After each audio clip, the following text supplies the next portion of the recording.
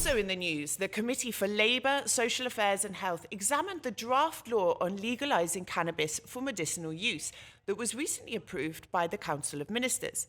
Health Minister Agata Manastirliou said the draft creates a regulatory framework that covers the process of cultivation and processing of cannabis and its byproducts for medicinal and industrial purposes. The aim here is to increase revenue for the Albanian economy. Over the last decade, more than 35 countries have legalized cannabis for medicinal use, and around 22 in Europe have presented legislation for the same purposes. Under the proposed law, all entities would have to apply for a license, be verified, registered, and be subject to ongoing monitoring and penalties in case they violate anything. In addition, any licensee must have at least 3 years of experience in the medicinal cannabis sector, the employment of at least 10 staff, which must include 2 specialists. Now, the opposition has raised concerns that this goes against the penal code, where cannabis cultivation is illegal, and claims that the law is vague and poorly thought out. They also say there's no distinction between cultivation, production and use, which could risk a legal violation and go against EU directives. Now, Albania has a long history in cultivating cannabis, although not necessarily for legal use. And until 2014, the village of Lazorat in the south was known as the European capital of cannabis growing. Today, while the amount of cannabis produced illicitly in the country is believed to have been reduced, it is common knowledge that there are many areas in mountainous and rural areas where cultivation continues. At the end of June, the EU delegation in Tirana warned the Albanian government about pressing ahead with the law due to concerns over the capacity of law enforcement institutions. As a medicinal product, cannabis and its byproducts are used for chemotherapy side effects, multiple sclerosis, epilepsy, chronic pain, depression, and pain caused by cancer. While the jury is out on its effectiveness, the government's proposal could be seen as an attempt to bring legality and regulation to a long-term illicit sector. My last topic for today is not something that's been in the news, it's not a headline, but rather it's something I think needs to be talked about more. Now, when I first came to Albania, I noted with a bit of humour that as I went to coffee shops, I wondered why people were drinking their morning coffee with a very small glass of water. At the time, I didn't realise it was rakia. I also observed that the drinking culture in Albania is very different to that in Europe and countries like the UK, where I'm used to a very heavy drinking culture, scenes of drunk people roaming the streets most nights of the week. In Albania, the statistics in terms of alcohol abuse appear to be much lower than the EU and regional average, but I've begun to suspect, after 6 years of being here, that this is due to underreporting rather than the reality of the situation. Alcohol addiction is something that's impacted people close to me on several occasions, and I've become aware of the stigma around addiction and the challenges and limitations that comes when trying to access help. With me today is toxicologist and addiction specialist, Dr. Sonila Pici. Good afternoon, Sonila. Thank you for taking the time out of your very important work to be here today. Thank you, Alice, for the invitation and the possibility to share information about addiction and alcohol addiction especially. It's a very important topic. Now, as I mentioned in the intro, I found it very difficult to find up-to-date statistics on the situation. For example, how many people have a problem with alcohol in Albania. And some statistics that I found showed, as I mentioned, that the number is very, very low. I'm not convinced on this. In your view as a professional, how widespread is the problem of alcohol abuse in our country? I think the problem is underreported. Even in our study, even in the statistics of the government, it's unreported because in Albania, as you mentioned at the beginning, taking raki in the morning, it's a habit. It's a healthy, in bracket, habit because raki helps for the heart, raki helps for the health, so people don't know that raki can cause damages. And the first thing. The second thing is that they don't know how much it's normal. They think that 2 glasses or 3 glasses of raki, it's normal. for them. That's why they don't report consuming raki or other alcohol as a problem. For them, it's lifestyle. That's why it's not reported as a problem, as in fact it's reported. It's like an iceberg. The alcohol addiction or alcohol use disorders in Albania, it's like an iceberg. We have a low quantity of patients who come in our offices for a consultation, but normally or often they are in severe stages of addiction, and a small number of people come for checkup, just for a routine checkup, because I deal with checkup as well. And during asking, I ask them, how many alcohol do you take per day? No, I don't take alcohol. I take only 2 or 3 glasses of wine every day, but it's not alcohol. I don't have a problem with alcohol. So during checkup, they reveal that in fact they have problems with alcohol. I think as well, people, number one, you don't always know how strong the raki is.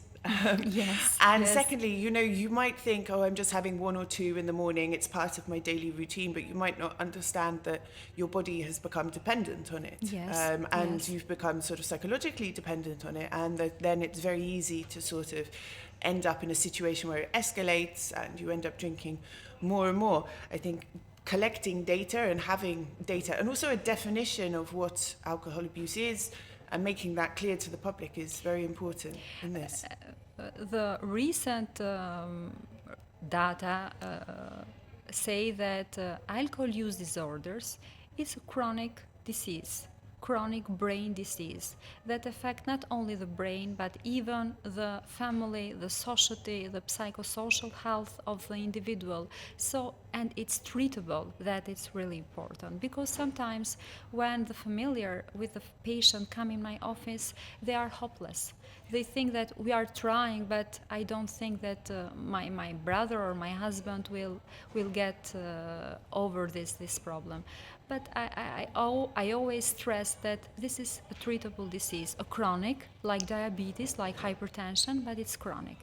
So someone who suffers from a problem with alcohol, even though it can be treated, it remains. Yes, because it's always I compare alcohol use disorders with diabetes, because we as society can admit more easily a patient with diabetes than a patient with alcohol use disorders. We don't stigmatize a patient with diabetes, but we stigmatize a patient with alcohol use disorders. He deserves that disease because he is using alcohol for his own pleasure. So pleasure is stigmatized in Albania. I think not only in our country, but even in other countries, in other cultures. But I see mostly in Albania. So we have to do a lot of work to change this mentality. So if somebody has decided they want help and they want to stop drinking, what is the process to them getting help, and what is available sort of from the state in terms of rehabilitation and recovery and ongoing treatment as well? Because this is important. Yes, it's yes. not about just stopping them drinking and then setting them free. You have to follow up with care. As I said, is a chronic condition, even the treatment should be chronic, so the follow-up should be chronic.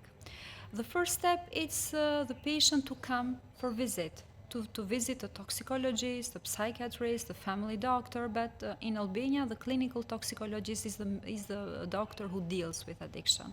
And after the visit we appreciate all the data, physical and mental health, and then we decide if the patient should be followed at the home or in the hospital. In Albania, there are several services that offer inpatient treatment, possibility to recover this patient in hospital. And after leaving the hospital in a better condition, physical and mental condition, we continue the follow-up. What means follow-up? Means the patient should come every week or every 2 weeks or every month, according to physical or mental condition, to continue the treatment. And psychotherapy is included as well. So we cannot cure addiction without psychotherapy. And this is something new for most of clinical toxicologists. Till recently, we dealt only with physical part, but I'm more and more convinced that this not can be cured only with drugs, with pills, but with love. My motto it's as doctor, it's love is the best treatment. So this is what I say even to the familiars that sometimes feel hopeless, and to the society that try to stigmatize this patient. So let's love and give them help. It's really important. And what challenges, what limitations are there in Albania at the moment? I mean, you mentioned that perhaps maybe not all toxicologists are aware of the importance of psychotherapy and treating the psychological side of things. But particularly in the state, you know, where we don't really know how many people are impacted and need help, what obstacles are in the way? There are lack of medication, specific medication. Not all the medications are in Albania. The medication that helps for relapse prevention, alcohol relapse prevention therapy, because there are some drugs, 3-4 drugs, that can be chosen as treatment to help the patient not to go to relapse. But not all of them are in Albania. And sometimes we prescribe treatment that the patient should take outside the country, and not all the persons have this possibility. So lack of medication, it's one of the problem. The other problem, or most important, is outpatient rehab centers. We don't have state, so without cost, outpatient rehab centers. There are some centers that are with payment, and not all the patient can afford this, and many or some of them go outside Albania in some other countries, and it costs a lot. So this is one of the obstacles. It's a big barrier for a country where people have 400 euros a month to live on. You know, I know the cost of one of the private clinics here, and it made me nearly fall over, and it's a real shame. But I guess you've mentioned a couple of times the impact that alcohol abuse has on the family. And I think this is something that a lot of people don't realize, how hard it is to live with someone who has a problem with alcohol, but to deal with them, to support them, to help them, etc. If there are people listening who are living with someone or love someone who has a problem like this, what advice would you give to them? You said who love, and I like this expression. It's really hard to love somebody who has this problem, but when it's love, I think I suggest mostly in Albania came male for addiction, for searching help for addiction, but I say to the woman, let's give a last chance, because sometimes in my office come couples who rehabilitation is the last possibility for their family. And I find myself begging to the woman, please, let's try together, me, you, and the other familiars, another chance for your family. If you love him, let's give another chance, because the individual who has this addiction, it's not aware always of the consequences. So he's not doing all the things for purpose. He doesn't know what he's doing, what he's causing to his family, to his friends. And I see many families that has overcome this problem, and they say to me, we are relieved, we have another life now. And when I see these things, I become more optimistic, and I continue to beg women to help, to continue to help their husband. This is not maybe so professional, but as a doctor, sometimes I cannot differ being a doctor from being a human being. So I sometimes I find myself being both of them. I think pushing the limits. An important quality to have. I think in my experience, the difference between someone it's not just about being drunk, it's chronic alcohol abuse, it changes the personality completely. Yes. And there's a night and day difference between Yes. them. And I think it's important that people understand that. Yes. So Nila, thank you very much for your time Thank you. for your very honest words. Thank you for this opportunity to share information. That's all for this week. You can tune in to Inside Albania every Saturday on Euronews Albania, on our YouTube channel, and across all major podcasting platforms. Mira Pafsha.